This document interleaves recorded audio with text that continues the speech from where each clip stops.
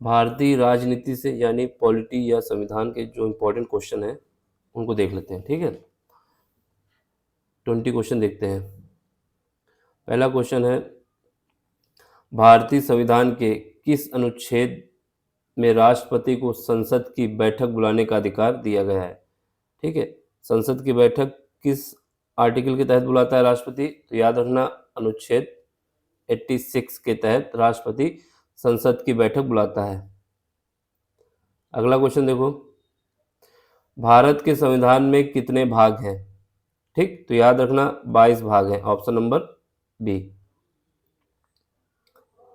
अगला क्वेश्चन देखो, भारत का सर्वोच्च न्यायालय कब स्थापित किया गया? 1950, 1947, 1952 और 1949। तो याद रखना, सर्वोच्च न्यायालय 1950 में स्थापित किया गया था, ऑप्शन नंबर ए।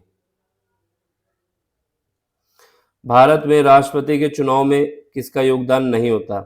राज्यसभा के सदस्यों का योगदान होता है, लोकसभा के सदस्यों का भी होता है, राज्य विधानसभाओं के सदस्यों का भी होता है, लेकिन राज्यपाल का कोई योगदान नहीं है राष्ट्रपति के चुनाव में, ऑप्शन नंबर डी। भारतीय संविधान के किस अनुच्छेद में भारतीय संसद के पुनर्गठन का प्रावधान है? भारतीय संसद के पुनर्गठन का प्रावधान अनुच्छेद 79, अनुच्छेद 80, अनुच्छेद 81, अनुच्छेद 82। तो याद रखना, ये है आर्टिकल 81 में बात की गई है कि संसद का पुनर्गठन हो सकता है, ऑप्शन नंबर सी। सॉरी, क्या है इसमें जो ऑप्शन है 82, यानी आर्टिकल 82 में कहा गया है कि संसद का पुनर्गठन हो सकता है। अगला क्वेश्चन देखो, भारत में उपराष्ट्रपति का कार्यकाल कितना होता है? कोई भी राष्ट्रपति हो या उपराष्ट्रपति हो, उनका कार्यकाल 5 वर्ष होता है। अगला क्वेश्चन देखो, भारतीय संविधान के किस अनुच्छेद के तहत संविधान संशोधन किया जा सकता है? तो ये अगर संविधान संशोधन करना है तो आर्टिकल कौन सा है? 368 यानी 368। लोकसभा में कुल कितनी सीटें हैं? देखो, कुल सीटें पूछने का मतलब है प्रेजेंट टाइम में कितनी है? 545। वैसे देखा जाए तो 550 है, 552 थी, लेकिन 2 एंग्लो इंडियन की जो थी उनको हटा दिया गया है, तो ऑप्शन बी। भारत में राष्ट्रपति को किस स्थिति में महाभियोग द्वारा हटाया जा सकता है? तो ये जो स्थिति बताई गई है आर्टिकल 61 में बताया गया, अनुच्छेद 61 के तहत महाभियोग या इम्पीचमेंट लगाई जा सकती है राष्ट्रपति पे। भारत के संविधान के किस भाग में नागरिकों के मूल अधिकारों का उल्लेख किया गया है? तो ये भाग कौन सा है? भाग 3 में नागरिकों के मूल अधिकारों का उल्लेख किया गया है।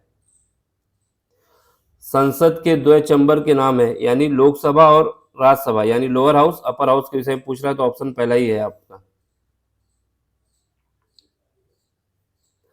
भारत में न्यायपालिका की स्वतंत्रता की गारंटी किस अनुच्छेद द्वारा दी जाती है? तो ये आर्टिकल कौन सा है? आर्टिकल 50 में कहा गया है कि न्यायपालिका स्वतंत्र होगी।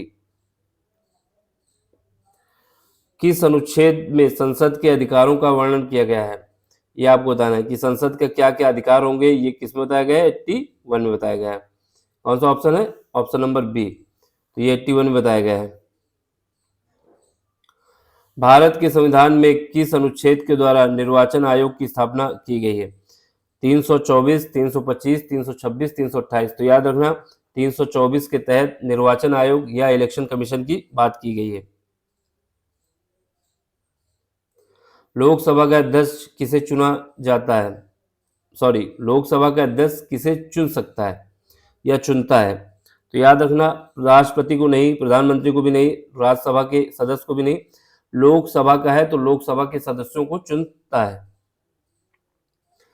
जो कमेटी बनती है उनके लिए सिलेक्शन करता है। संविधान की किस अनुसूची में भारतीय राज्यों और केंद्र शासित प्रदेशों की सूची दी गई है? तो ये पहली अनुसूची है, पहला शेड्यूल है, जिसमें भारतीय राज्य और यूनियन टेरिटरी की बात की गई है। संसद के कौन से सदन में प्रधानमंत्री और उसके मंत्रियों को उत्तरदायी माना जाता है? संसद के कौन से सदन में प्रधानमंत्री और उसके मंत्रियों को उत्तरदायी माना जाता है? लोकसभा, राज्यसभा, दोनों सदन, राष्ट्रपति। देखो, प्रधानमंत्री हो या फिर कोई मंत्री हो, वो लोअर हाउस यानी लोकसभा के प्रति उत्तरदायी है। भारत के संविधान में न्याय के विचार का समावेशन किस रूप में हुआ है? तो न्याय जो मिलाया लिखा हुआ है संविधान में, वो सामाजिक न्याय की बात की गई है भारतीय संविधान में। भारतीय संविधान में आपातकाल की घोषणा की शक्ति किसके पास है? तो ये शक्ति है राष्ट्रपति के पास। भारतीय संविधान का सर्वाधिक संशोधित अनुच्छेद कौन सा है? याद रखना, सबसे ज्यादा संशोधन हुआ है अनुच्छेद 368 में। ठीक है, तो ये कुछ इंपॉर्टेंट क्वेश्चन थे। ठीक, अब अगले लेक्चर में मिलते हैं। Thank you for watching.